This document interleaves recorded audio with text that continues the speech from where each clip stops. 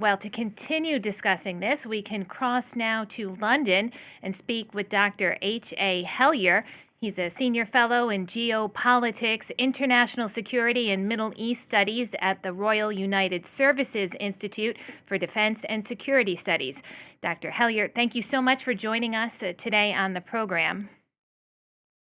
My pleasure. Thank you for having me. Now, we have been discussing here Israeli National Security Minister's provocative actions. And what I want to ask you is, what was Ben Gvir hoping to achieve by praying at the Al-Aqsa Mosque, compound? So Ben Gvir is renowned and frankly infamous for being one of the most extreme politicians in mainstream Israeli politics. So I do want to make it clear he is an extremist, but he is mainstream because unfortunately his extremism has become entirely mainstream. He's in the cabinet, of course. He's not the only one that harbors these sorts of sentiments, and he's not really pulled up on it by the rest of the cabinet, and of course not the prime minister per se. Also, while he was there, he went and decided to call for the full occupation of Gaza. Of course, Israel occupies Gaza already and has done since 1967. But what he meant was for the IDF to take full control on the ground, to annex it, to extend, quote unquote, Israel's sovereignty over it, and to promote the quote unquote emigration. And I put this in like quotation marks because there's no such thing as emigration of Palestinians out of the Gaza Strip. What we're talking about is expulsion. And expulsion is still expulsion, even if you claim it's voluntary. If the conditions on the ground are so horrible and so incredibly repugnant to the idea of continued human existence that people feel they have no other choice than to leave. That's still expulsion.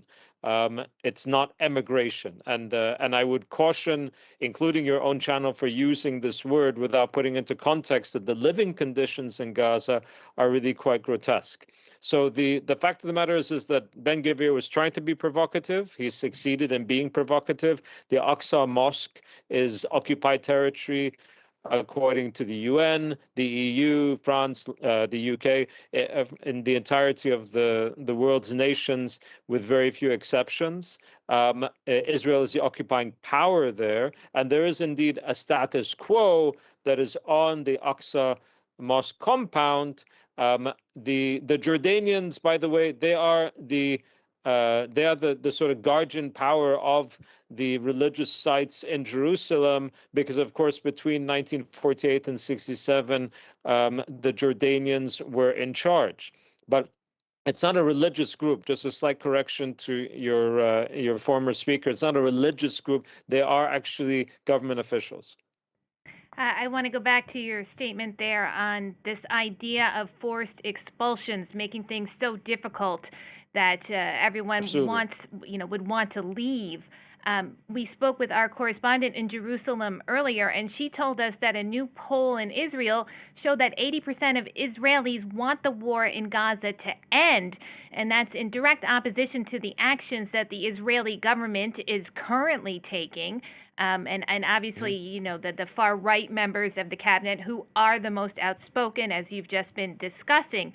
So where are we regarding talks, some kind of possible deal? I mean, can we get to one if members of the government are pushing for a forced expulsion of Palestinians in Gaza?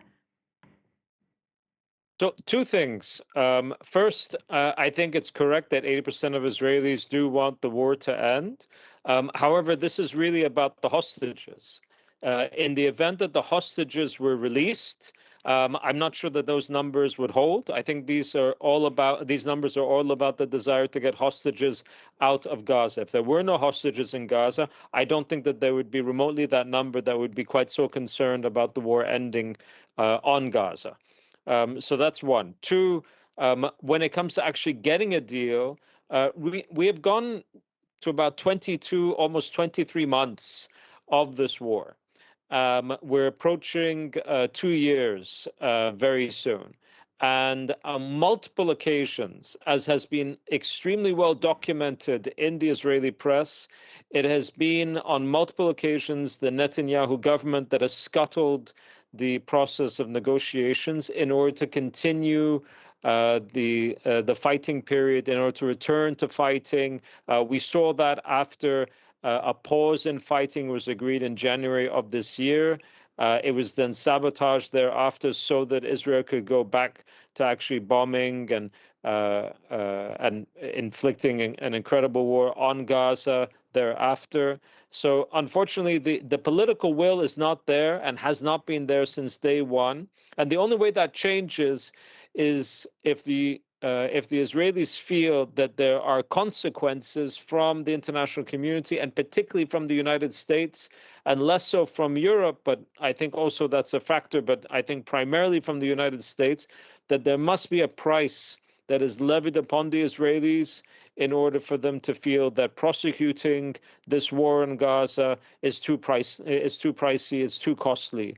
Without that, I don't think that you're going to see an end to the war anytime soon. I think, on the contrary, the Israelis have made it very clear that their intended outcome is for Palestinians to be moved from the north into the south, be concentrated into a camp in the south on the ruins of Rafah, on the border of Egypt, and then, quote unquote, encourage the migration of Palestinians away.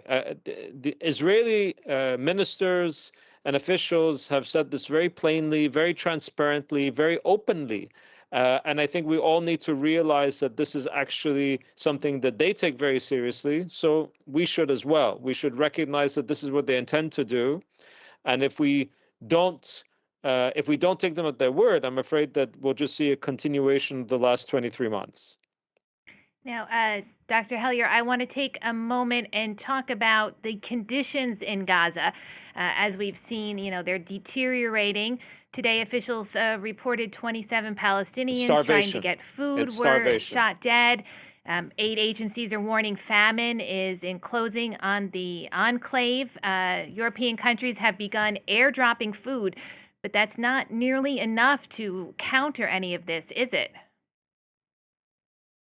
So first of all, airdrops are the most inefficient, ineffective way of getting aid into any territory. You can have an airdrop, and it counts for about 2 trucks worth of food, or supplies of any sort. So it's really land border crossings what we need. In terms of the conditions, I want to make it clear to your viewers, there are several European countries that have already called this genocide. There are Israeli figures, including a former attorney general, and human rights groups in Israel that have called this genocide. This is not a bad situation or a deteriorating humanitarian situation. It goes far beyond that. It's one of the most incredible situations that I've seen in my career. And I say that it's incredible because Israel is an ally of many European states, if not the West in general. It is entirely possible for pressure and leverage to be placed upon the Israelis in order to make this stop. And that's what has to happen now. And I just want to finish up with one last question. I want to swing back to the hostages and those videos that have been released. They've sparked international outrage, condemnation for the condition of the hostages. What was Hamas's goal in sharing such images? Because certainly it's not gained them any sympathy. No, it hasn't, but I'm afraid you'll have to ask Hamas what they think that they're trying to do with this. I would also point out to your viewers that everybody in Gaza is going to suffer as a result of this incredible starvation campaign that is underway. Everybody, children, men, women, including people who have been taken captive or hostages. So I don't think that there should be any surprise there that anybody in Gaza is in a terrible situation. But as to what Hamas were intending to do with this, quite at the very least distasteful and frankly disgusting propaganda video, you'd have to ask them. Dr. Hellyer, thank you so much for joining us today on the program. That's Dr. Hellyer from the Royal United Services Institute for Defense and Security Studies in London.